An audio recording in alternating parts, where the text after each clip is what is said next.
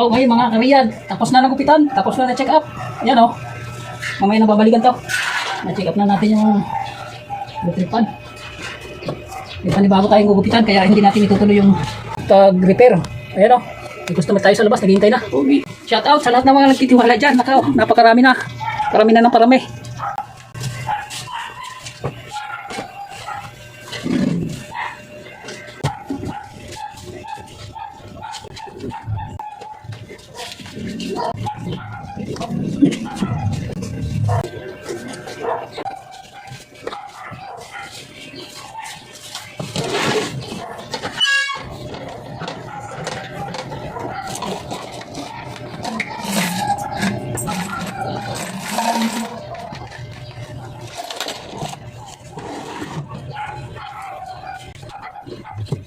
Abutan mo na lang mamaya itong ano, electric fan. Oo.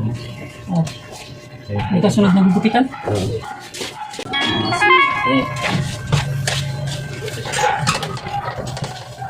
Ayan ang trabaho. Ayan ang trabaho ng self-employed mga kariyad. Oh. Maraming ginagawa.